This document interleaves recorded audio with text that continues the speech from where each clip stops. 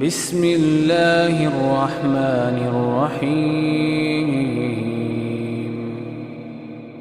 ہمارے ہاں یہ رات یعنی شعبان میں خاص طور پر 15 شعبان کی رات شب برات کے نام سے مشہور ہے، جس کو شب رات کہتے ہیں. آپ دیکھیے کہ اسلام میں جو اہم دن آتے ہیں قرآن پاک اور سنت رسول صلی اللہ علیہ وسلم سے پتہ چلتے ہیں، ان میں سے بعض یہ ہے، مثلا یوم الحج، یوم عرفہ جس کو کہتے ہیں، یوم ترویہ جس دن حج کی ابتدا ہوتی، یوم نحر جس دن قربانی ہوتی، شہر رمضان جب روزے رکھے جاتے، لیلۃ القدر جو رمضان ہی کے آخری راتوں میں سے ایک ہے، قرآن جس میں نازل ہوا، عید الاضحیٰ، عید الفطر، ایام بیس. ایام بیس کیا ہیں؟ ہر مہینے کے 13، 14 اور 15، یعنی ایک 14ویں سے پہلے کی رات اور ایک 14ویں کے بعد کی رات. ان کے جو دن ہیں یعنی 13 کا دن، پھر 14 کا دن اور 15 کا دن، ان دنوں میں روزہ رکھنا جو ہے وہ مسنون ہے. یعنی ہر مہینے جو شخص روزے رکھنا چاہے وہ ان 3 دنوں میں رکھے. ان کو ایام بیس اس لیے کہتے ہیں کہ ان کی راتیں بھی روشن ہوتی ہیں. پھر اسی طرح یوم الجمعہ، اس کی فضیلت آئی ہے، سورۃ الجمعہ بھی ہے. اسی طرح ایام تشریق ہیں، یا کچھ اور دن بھی ہو سکتے ہیں جن کا براہ راست ذکر جو ہے وہ قرآن پاک میں نہیں آیا. لیکن شب برات کا نام نہ کہیں قرآن میں آیا ہے اور نہ کہیں حدیث میں آیا. شب برات نہ قرآن میں نہ حدیث میں.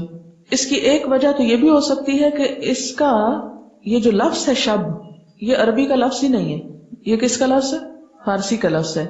اور اگر اس کے آگے رات لگاتے ہیں، شب رات، تو رات بھی عربی کا لفظ نہیں. اور اگر آپ اس کے آگے برات لگاتے ہیں، شب برات، تو برات بھی عربی کا لفظ نہیں، یہ شاید سنسکرت کا لفظ ہے جو شادی میں برات آتی ہے. بعض لوگ یہ کہتے ہیں کہ اس کا نام شب براءت ہے.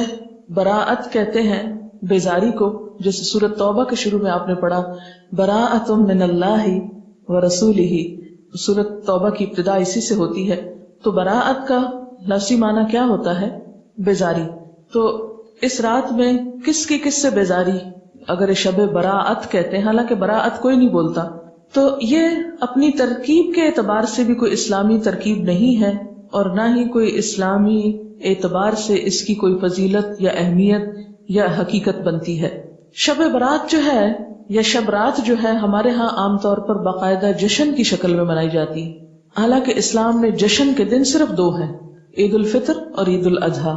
حضرت انس رضی اللہ تعالیٰ عنہ سے روایت ہے کہ جب رسول اللہ صلی اللہ علیہ وسلم مدینہ منورہ آئے تو ان کے ہاں 2 دن تھے جن میں وہ کھیلتے اور خوشیاں مناتے. آپ صلی اللہ علیہ وسلم نے ان کے بارے میں دریافت فرمایا تو آپ کو بتایا گیا مدینہ والوں کی طرف سے کہ ہم جاہلیت کے زمانے سے یہ 2 دن مناتے چلے آ رہے ہیں.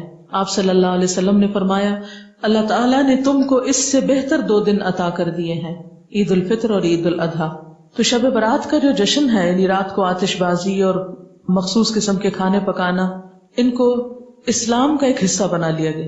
اگر آپ اس کو اپنے کلچر کا حصہ کہیں یا اپنی روایات کا حصہ جو بر صغیر کی ہیں خاص طور پر، تو کوئی بات نہیں. مثلاً آپ 14 اگست مناتے ہیں یا آپ 9 نومبر آج منا رہے ہیں، بہت سے لوگ گھروں میں چھٹی کر کے منانے کا ہمارے ہاں ایک ہی طریقہ چھٹی کر لی جائے. علامہ اقبال نے دن رات کام کیا تھا اور ہم دن رات چھٹیاں کرنا چاہتے ہیں. بہرحال تو وہ آپ کا کیا ہے، ایک لوکل کلچر ہے، اس کا اسلام سے کوئی تعلق نہیں. یعنی 9 نومبر کا اسلام سے کوئی تعلق نہیں.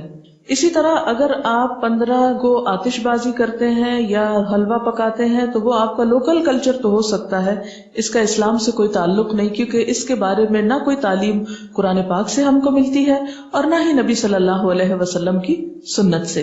مثلاً اس رات میں کیا ہوتا ہے، حلوہ پکایا جاتا ہے اور دوسروں کو کھلایا جاتا ہے، مردوں کی فاتحہ دلائی جاتی ہے، چراغاں کیا جاتا ہے، کینڈلز وغیرہ لوگ چھتوں پر جلاتے ہیں، اور اب اس کی جگہ دوسری بجلی کی بتیاں بھی جلائی جاتی ہیں، آتش بازی کی جاتی ہے، گھروں میں خاص طور پر رنگ روغن کیا جاتا ہے، صاف کیا جاتا ہے. لیکن اگر غور کیا جائے تو ان میں سے کوئی بھی چیز اپنی اصل کے اعتبار سے قرآن اور سنت سے نہیں ہے.